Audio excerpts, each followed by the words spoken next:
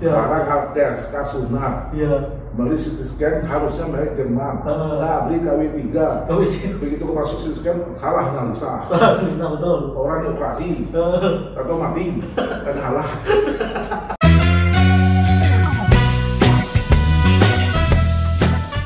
Panglima Hidayat Arsani, terima kasih telah bersedia mampir ke podcast kita. Ya. Dan semoga seperjalanan ke sini tadi punya bahan-bahan yang bisa kita diskusikan. Ya. Panglima, kalau boleh panggil nih Pak Wakil Gubernur keempat Provinsi Bogor, boleh Panglima ya? Boleh saja. Karena kalau di Amerika, Panglima, mantan presiden itu tidak adanya presiden ke berapa Amerika. Nah, kalau sekarang ini kan wakil gubernur keempat Provinsi Bangka Belitung. Nah, ada di mantan-mantan. Ada mantan ya. Ada di mantan-mantan. Itu lebih terhormat enggak? Lebih terhormat, betul. Oke, Panglima, gimana kabar? Baik, alhamdulillah sehat. Alhamdulillah. Aktivitas apa belakangan ini yang bikin Panglima sibuk?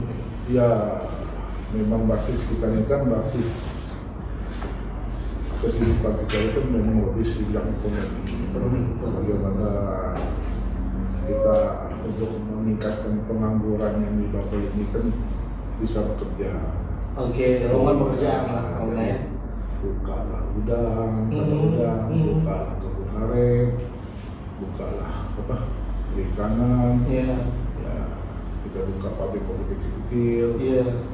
Ya, itu tugas kita selama hidup masih dipergunakan untuk bermanfaat ya? Bagi bangsa dan negara, khususnya Provinsi Bangka Belitung. Betul. Panglima, apa yang membuka di Bangka Belitung? Ya, pertama kali kan kita ini kan selalu yang terbesar. Pertama. Semeter kan kita yang pertama. Oh ya, iya. Berhasil lah di madu. Kedua kita buka. Pertama kali itu kita buka. Pertamanya kita buka lintas Jakarta Bangka. Ekspedisi atau kapal? Oh iya. Air 890 kan kita yang pertama. Oh iya. Diikuti lah yang lain-lain. Kedua kita semester kita yang pertama selain PT Timah. Iya, PT Timah BUMN lah gitu ya. Ketiga kita yang pertamanya kita ya sebenarnya kita yang pertama yang ngobrak udangnya kita selain daripada Jos sama PT mereka itu kan memang dia sistemnya pertamanya beda dengan sekarang. Iya. Mengangkat derajat semua pengusaha sampai udang Parame ini sudah hampir di bawah pemimpin kita ini kurang lebih hampir 200-an yang investasi di Bangka ini. 200 apa tuh? Iya, 200 perusahaan. 200 perusahaan. Oh. Dan dalam waktu 3 tahun ini kita sudah menjerat hampir 30-an ribu orang pegawai. Lowongan pekerjaan. Dan kita sekarang ini alhamdulillah udang Parame ini sudah Lampung udah kalah. Produksinya. Sebelumnya memang Lampung ya? Lampung. Kita ini Indonesia ini udah hampir nomor 2 nomor 3 kalau kita hitung. Untuk produksi tambak udang Parame. Yang mana kita dari Bangka ini kita bawa ke Jakarta, kita bawa ke Lampung, kita langsung ekspor ke Amerika, Jepang, Cina, dan Korea. Apa yang membedakan antara udang Lampung dengan udang kita ini, apa yang istimewanya? Udang sama aja beda, nggak ada beda. Bukan dari besarannya ya? Nggak ada, semua itu barang itu sama semua, hanya di Bangka ini perairannya masih bagus.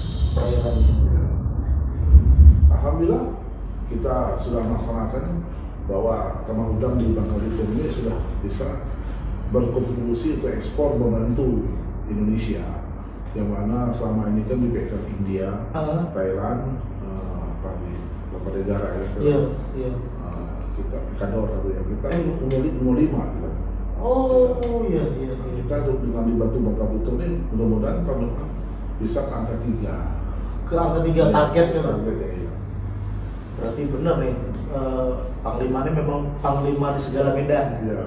Dan ini kan proyek yang berkelanjutan. Nah, tidak seperti Timah kan, habis. Apa sih yang kita bangga dengan Timah itu? Bagi saya nggak ada yang bangga Timah selama dia masih menjual balok. Tapi kalau dia menjual industri, kita bangga. Di situ bedanya Pak Lima ya. Jadi kalau kita jual balok kan balok kayu kita jual. Tapi kalau kita bisa jual kursinya, jual mejanya, lebih industrinya lebih meningkat. Tapi ekspornya hasil akhirnya ya, namanya industri hilir kan. Itu kita banggakan. Masa kita bertonton apa sampai cucu kita jual balok terus. Saya juga Tingot dong. Masa kita nggak bisa jual industri? Kita buka pabrik besar gitu dengan jarak hampir 50.000 karyawan, tanah kita luas, bahan baku banyak. Kenapa nggak bisa? Ini yang disediakan. Kalau kita bedanya Bu, kalau kita gen balok itu 10 kontainer. Tapi industri cukup 1 kontainer. Sama nilainya sama. Dan hutan tidak hancur. Reklamasi tidak hancur. Dengan 1 kontainer udah beribu orang bekerja kerja. Nah itu yang saya sampai hari ini belum belum mendapat dari Allah gitu untuk Bangka Belitung ini. Jalannya. Itu yang idenya itu besar. Ya, memang sudah harusnya. Apa yang jadi penghambat? Penghambat ini mungkin mereka mudah menjual, cetak jual. Nah, mereka mungkin nggak punya keahlian. Nah, keahlian kita bisa transfer ilmu, mendatangkan dari luar ya. Kita sediakan sarananya, semuanya. Lalu pemerintah kasih pajak 10 tahun gratis. 10 tahun gratis. Proses pungut. Tapi ingat, anak cucu harus kerja. Pemberdayaan. Selesai. Bahan baku banyak. Kita tuh berapa persen Timah pakai? Ada persentasenya pasti. Kenapa kita bisa menciptakan itu? Jadi kita berpikirnya kerdil. Jadi saya secara pribadi ya bangga dengan PT Timah yang mengekspor ingot ini sampai mati. Maka harus ada perubahan lah. Pabrik lah bikin sini perusahaan. Atau swasta yang kita kasih? Swasta kita kasih. Dengan regulasi Menteri Perdagangan, dengan usulan Bupati Wali Kota Gubernur Rapim, memutuskan bahwa tanggal sekian kita tidak boleh kirim ingot lagi, kita kirim industri. Moratorium lah gitu ya. Stop. Kayak batu bara kemarin dunia langsung respon kan. Ini enak kita jual balok, ingot, mereka menciptakan yang berapa kali untungnya. Misalnya beli sejuta satu baloknya, diciptakan bisa jadi 20 juta kan? Betul. Nah itu yang kita harapkan. Jadi kemana itu ekspor kita yang lari kan? Timah. Negara itulah paling pembeli Cina belum besar kan? Cina. Singapura. Singapura nggak beli dia calonnya aja. Transit aja. Tapi lebih kaya mereka. Karena mereka menang SDM-nya. Betul. Mereka beli satu balok bisa berapa dibikin komponen yang banyak? Bisa. Seharusnya kita bisa. Selama jarak masih mengalir, nggak bisa. Jelas, betul. Itu kalimat Panglima yang paling populer. Jadi apa yang belum dikerjain Panglima di Bangka Belitung. Dan semuanya saya lihat khusus Pangkal Pinang nih. Hotel ada, rumah sakit di mana-mana Panglima ya. Kita udah cukup lah untuk pengabdian abdi negara terhadap bangsa dan negara ini, khususnya provinsi Bangka Belitung. Itu kalimat cukup, jadi nggak ada ini lagi Panglima? Enggak, artinya cukupnya itu artinya bukan cukup titik, cukup koma. Dibanding dengan teman-teman yang lain. Artinya masih ada planning nih untuk selama daerah masih mengalir, kenapa tidak? Ada 2024 nih Panglima. Itu urusan Allah, punya urusan banyak. Karena jabatan gubernur itu tidak seperti dulu lagi. Apa yang beda? Beda, kita jadi gubernur itu pertama kita harus, jadi kita ini sudah tidak memikirkan uang lagi. Bukannya mikir uang semakan, artinya tidak perlu memikirkan untuk mencari kekayaan lagi dari kantor gubernur itu. Jadi kita mencari memperdayakan masyarakat bagaimana uang pemerintah daerah itu digunakan sampai ke tangan rakyat. Oke. Kemakmuran rakyat. Jadi kalau gubernur wali kota bupati mau mengambil dari uang proyek itu, sudahlah, berhentilah, negara ini tidak akan sehat. Betul. Pemerintah kita sampai mati pun begini terus. Proyek sekian, dipotong, akhirnya jadi sekian. Lihat sendiri kan, akhir jabatan gubernur kalau nggak amanah, 1 mati di penjara, 2 mati di rumah sakit, enggak, 3 stroke. Banyak contoh. Itu kalau jabatan tidak amanah, karena yang ditambahkan uang itu mengalirnya tidak sehat. Kalau sejarahnya merah mungkin abu-abu. Ya, kira-kira begitulah analisa. Iya. Berarti Panglima sebagai wakil gubernur keempat sekarang sehat, berarti dulunya track recordnya mantap. Iya, karena kita betul sehat ya. Kita dengan gaji 6.700.000 kita sehat. 6.700.000. Iya, jadi wakil gubernur 6.700.000. Pada masa itu ya? Cukup kita. Alhamdulillah kita sampai hari ini kita masih terhormat. Ya, mohon maaf kepada yang lain jadi gubernur begitu pensiun makanya banyak nyerek kaleng. Udah nggak? Kita masih ini karena kita mimpin sesuai inilah ya, sesuai dengan jati diri kita. Kita memang satu menjadi pejabat itu harus amanah. Harus bisa amanah. Dan kita harus banyak terjun ke lapangan, melihat situasi masyarakat bagaimana, birokrasi kita bagaimana, pelayanan kita bagaimana. Tidak bisa kita mengandalkan wali kota, gubernur, bupati dengan tangan besi, nggak bisa. Mana waktunya 5 tahun, tidak lama sekejap. Jadi rajin, tapi tidak jadi ngerajin. Itulah sifatnya. Di atas kita masih ada lagi, di atas kita lagi. Betul. Ya, makanya jadi pemimpin itu pertama kali dirinya udah sehat betul, nggak mikir apa lagi. Ekonominya apa? Mau jadi wali kota, bupati, gubernur hanya ngincar proyek sekian itu dengan ngincar katanya 20%. 20% ya katanya itu sudah berhenti lah. Bukan zaman dulu lagi kita. Rakyat sudah melihat. Betul. Media terbuka. KPK mengintai. Kehidupan kita beda. Dulu kita naik kijang buruk, ganti kijang baru, orang bekerja. Kalau jadi wira swasta, nggak beli HP, jadi baik bagaimana? Ya karena dia dapat kan merasakan halal. Betul. Tidak semungkin seorang gubernur itu bisa beli mobil Camry kalau gaji pas-pas nggak mungkin, bisa beli rumah di Pondok Indah nggak mungkin. Kalau memang nilai minta berapa sekian tadi Panglima sebut memang berat. Nggak mungkin, ya. Apalagi katanya kehidupan keluarga wali kota, keluarga bupati, keluarga gubernur melebihi daripada pengusaha itu tidak akan mungkin. Karena kita sebagai PNS itu sudah diukur dari makan kita, dari gaji kita, dan semuanya sudah diukur dari negara. Tunjangannya berapa? Benar, Pak. Jadi memang lebih asik wira swasta Panglima ya? Sebenarnya swasta itu tantangan. Saya misalnya punya duit 1 miliar. Nah kalau saya deposito kan hanya saya sendiri makan. Betul. Tapi kalau saya bisa buka warung 20 warung kan berarti satu warung 5 orang kan berarti udah banyak tuh. Udah nggak dan tertolong orang itu. Tapi kadang-kadang orang punya uang 1 miliar kan tidak ada jiwa bisnisnya. Jiwa sosialnya mungkin kalau bisnisnya. Iya, 1 miliar buka banyak cabang. Ini warung terbesar sebangga ada berapa? Tapi jual bisnisnya ada nggak? Manajemen lah. Bangsa-bangsa kita kawannya dia gitu lah. Kawan betul. Buka aja gerobak bakso sepengkapinan sebelumnya. Bener nggak? Petik dengan naik motor malam berapa? Bener nggak? Di sini kalah, sini menang. Di sini kalah, sini menang. Nah ini kan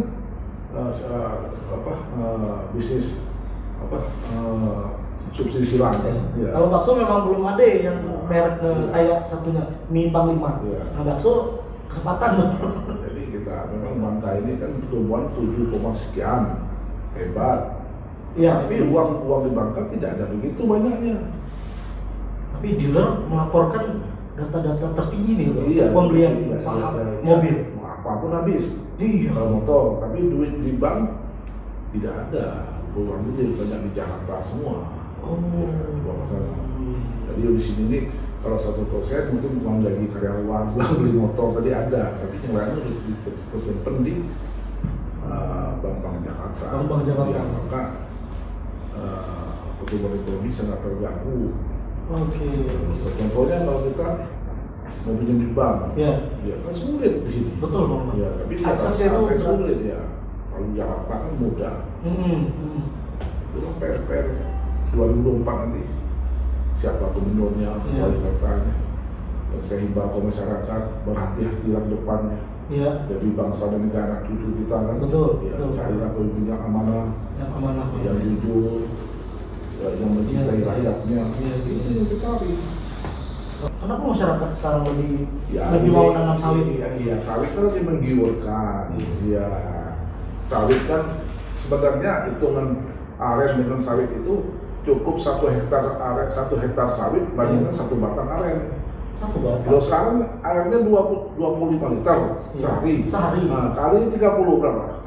Kok bisa gitu? Ya, kita buktikan ya. Ada nggak sawit 1 bulan bisa 160.000 bah? Sepohon? Nggak mungkin kan? Berapa sawit 4.000? Kali aja 25 kilo. Sebatang ya. Betul itu. Nah, tongkol itu berapa? Kali 4 berapa? Jauh.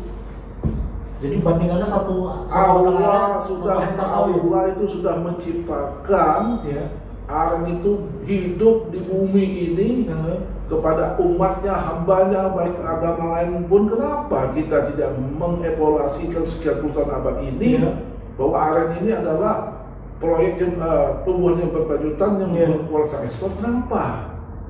Hai umat saya, kenapa Anda tidak melanjutkan? Luar biasa, Panglima. Turunan ini kenapa tidak dilanjutkan? Oh, bergetar saya mau luar biasa. Orasi Panglima. Bahasa kampung dan jual beli kampung payah dah. Dia sih. Belum jadi agit di atas kuali. Ada mesen kan? Betul. Kue jongkong. Apalagi sudah dibuat gula semua. Semua yang kecil nih Pak. Segar. Di Eropa kan gula putih nggak laku, tidak diperbolehkan. Maka kalau kita banyak makan yang berkonsumsi kimia itu berat. Jadi inilah proses ekspor. Saya berpikir pergi ke Beltim, terjun hingga Kaltim, orang hanya tiga pohon. Anaknya kuliah sekolah di Bandung. Mobilnya bagus, hanya dapat duit 200.000, 300.000 per hari. Kalau dengan 300.000 per hari dikali 30 kan 9 juta. Kita S1 4 jutaan lagi. Hanya orang kan pasrah mau naiknya bagaimana, mau panennya. Mereka tidak pernah berpengalaman, itu udah tugas kalian nanam aja. Insya Allah 5 tahun ke depan Babel ini adalah pengekspor aren terbesar dunia. Itu yang mau saya ciptakan hari ini. Ya, nanti kita lihat hari ini kita lihat bahwa di Bakani selalu mobil minyak, bensin, mobil solar, mobil bensin, paralel, dan harga malu bersama. Itu kita lihat. Kita tidak nanti 5 tahun di seluruh kampung desa kita lihat tangki aren semua. Tangki aren mengenai, dia tulis aren mengenai. Iya. Luar biasa. Kita lihat seluruh kampung masuk. Mungkin bisa 1.000 kali lipat ini. Pendapatan mereka. Sekarang orang ambil gula kampung pakai motor, pakai jerigen. Kalau udah 1 juta pohon di Bangka ini, ya harus tangki loh. Sudah 1 juta pohon di Belitung. Harus biasa tangki stainless sudah. Nah itu yang kita ciptakan untuk kawan kita, untuk anak kita, untuk kita.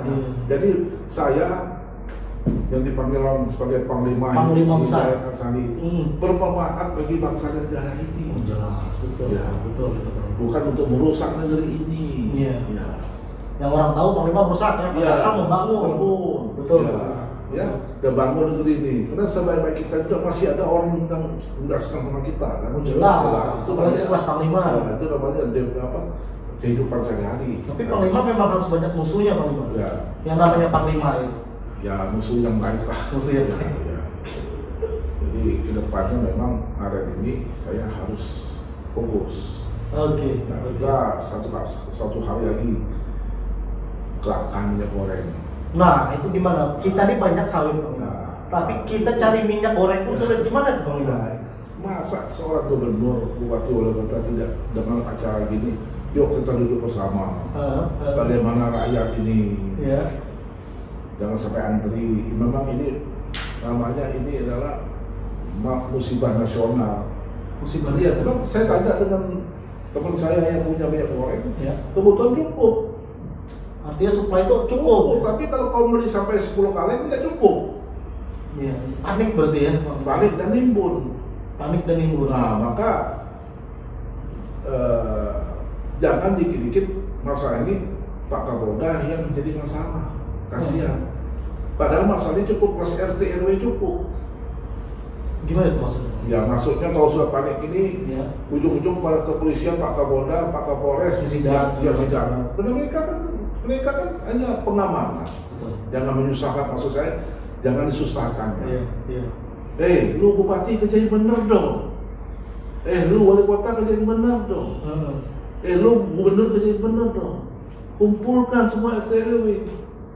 Kasih pengertian, datangan.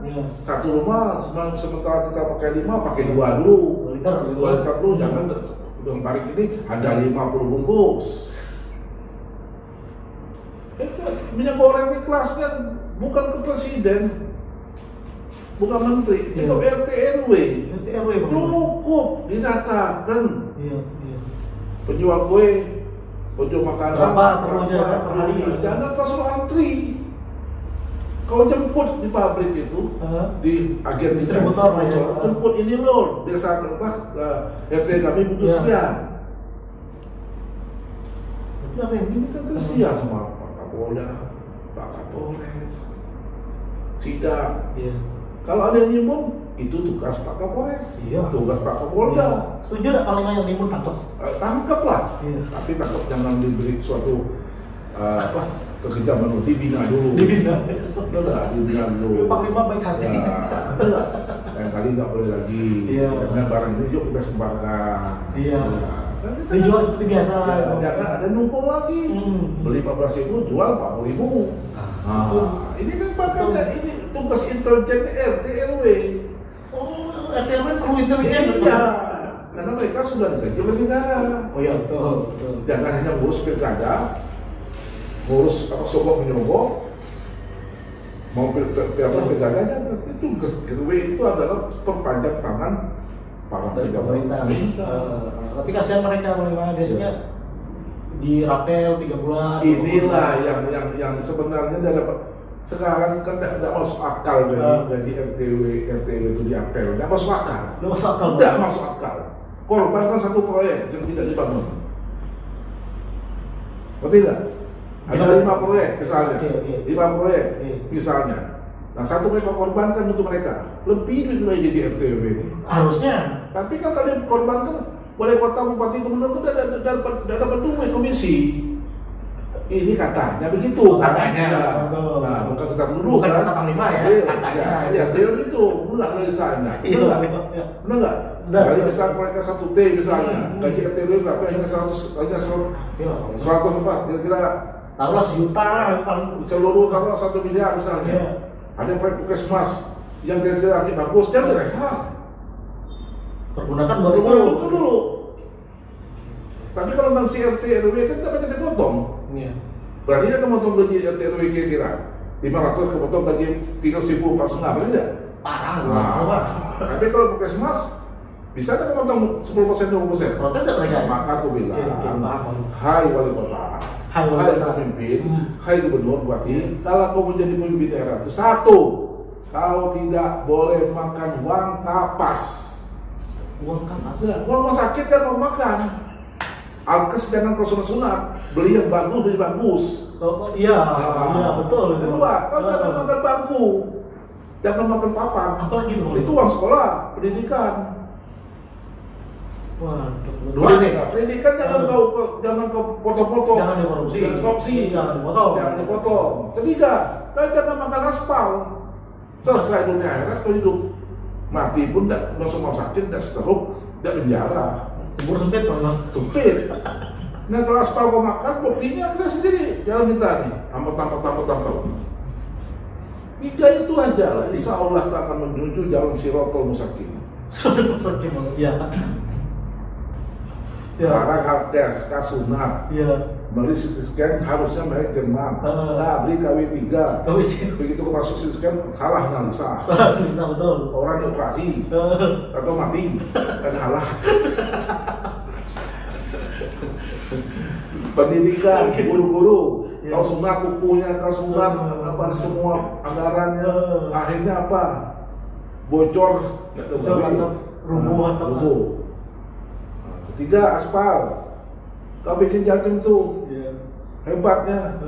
3 bulan berubah, mati orang jatuh situ. Mati orang itu, sumpah orang. Makan aspal kan perut panas. Benar. Tapi bukannya di situ banyak. Ya di situlah banyaknya. Di situ hal-hal banyak. Dan mumpung di situlah. Karena tidak bisa diukur loh. Tidak bisa diukur, iya. Orang menjadi bupati wali kota tuh, kurasa ngejar itu-lah. Nah kalau sekarang jalan proyek pembangunan PU misalnya hampir 500 miliar misalnya. Nah, ku potong misalnya 300 miliar aja, 200 ku buat pendidikan, ku buat masyarakat kan. Nah, ku beri toko-toko semua pengusaha naik, ku sumbang misal satu orang yang sekolah dokter, sekolah siswa, ku potong misal 10%. Kira-kira rumah aku dibakar orang dah. Pasti. Tapi kalau ku bangun satu gedung besar, besi 16, ku bikin 9, tidak ada orang kan. Itu tidak lihat ya. Tidak lihat. Iya. Wah, luar biasa. Bro, berapa menit bro? 31. Wah. Jadi itulah kendala kita. Iya. Kendala kita, ya. Kendala kita tuh Bangka Belitung ini. Kalau diberi kekuasaan untuk merdeka itu siap ya. Alam itu kuat, kekayaan luar biasa, cukup mencukupi ya. Jadi otorita misalnya, cukup. Kita kadang-kadang susah di Bangka ini, birokrasi tinggi, sulit, ribet sekali. Itulah saya bilang, kalau menjadi gubernur, bupati, yang namanya jabatan tidak perlu sogok menyogok, ada target, ada lelang, ada pembayaran. Pilihlah SDM yang baik. Lelang, betul. Saya tahu pintar, tapi duit ada nyogok udah jadi. Bukannya tua lazim. Inilah yang sebenarnya kita ini sebenarnya tidak mau lagi jadi gubernur. Jujur aja, tidak mau lagi sampai hari ini. Belum terpikir saja. Tapi kadang-kadang dorongan masyarakat itu penuh. Kita enak hidup gini lah ya. Happy. Pagi-pagi kebun, kampak. Nah, kita bisa bantu orang. Membangun seluruh sosial kita bangun. Itu indah. Nah, maka saya ingin fokus karena ini, insya Allah 5 tahun depan Bangka Belitung ini adalah dominan untuk pengekspor terbesar dunia. Aren. Nah, maka itu daftarkan wartawan semuanya, saya daftarkan, ambil bibit. Pesantren yang daftar kita kasih. Guru-guru, dosen-dosen yang promote kita kasih. Yang satu beli. Kasih aja. Mungkin jelas. Jelas. Sekarang saya cetak 1 juta folder. Modal 10 miliar. Nah kalau saya jual 20.000, berarti saya untung 10 miliar. Mungkin saya sendiri yang kaya. Tapi ini kalau saya kasih kepada seluruh masyarakat 5 tahun, 10 tahun, orang akan ingat saya. Dan nama saya dunia akhirat akan abadi. Amin. Itu yang kita cari sekarang. Dengan usia 56 tahun ini kita lebih arif dan bijaksana. Bukan seperti dulu lagi. 58 harapannya. Tapi masih gagah ya? Kayak 57 gitu. Hidup kita nggak ada beban. Betul. Banyak orang yang jadi pejabat seru. Kadang malu. Sama dia dikawal. Biar aku ditunggu. Listrik 5 tahun nggak bayar. Begitu kita bayar pakai kantong sendiri berat kan. Hidup dan dikawal-kawal terus kan. Jadi marilah kita hidup sederhana, syukur, banyak-banyak nolong orang, bermanfaat, apa yang kita dapat kita berikan, jangan pakai koma baru diberi, ada titipan terakhir kan, begitu titipan terakhir atau kesini langsung mati kan, jangan. Apa pesan-pesan untuk masyarakat kalau itu apalagi dengan pimpinan juga gitu, dengan pejabat-pejabatnya? Iya. Pertama kali saya mengucapkan saya sebagai Yasadi Wakil Gubernur yang keempat, semoga kita selalu sehat dan dilindungi oleh Allah Maha Kuasa. Sebagai ajaran Bapak kita, baik agama manapun, kita tidak boleh terpecah belah. Mari kita membangun pemerintahan kita ini, bubble ini dengan pembangunan yang positif. Ya, sebentar lagi 2024 sudah dekat bagi kita. Marilah kita cari pemimpin yang bijak, amanah, dan mencintai rakyatnya. Agar ke depan Bangka Belitung lebih terbaik. Mari kita buangkan hal-hal yang ego. Ya, mari kita beri contoh pemimpin yang betul-betul selalu mencintai rakyatnya. Jadi mencintai rakyat itu artinya bukan hanya senyum. Karena masa Pak Amin Amir bukan kota senyum, kalau kota merteng oke. Senyum tidak ada guna juga kalau hati kebusuk. Senyum kan ibadah. Iya, hati busuk tidak guna juga. Iya, senyum itu kan ada dua, senyum palsu dan senyum yang sebenarnya. Tapi yang ini mungkin senyum sebenarnya. Ya, mudah-mudahan itu senyum yang diciptakan oleh Allah. Jangan ciptakan oleh manusia kan, karena otaknya kan kotor. Kalau hati baik, mari masyarakat Bangka Belitung kita bekerja keras, bisa selesaikan. Mari cepat-cepat vaksinnya yang sudah selesai. Mari kita semua masyarakat patuh dengan aturan, dengan hukum kita tegakkan yang sebenar-benarnya. Mari kita jalankan ekonomi kerakyatan ini dengan baik. Semoga para pemimpin kita ke depan semoga selalu berdampingan dengan masyarakat, baik masa kecil, menengah atau atas. Intinya kolaborasi. Itu harapan saya. Ya, siap. Tidak ada. Oke, terima kasih. Tetap di Plat BN.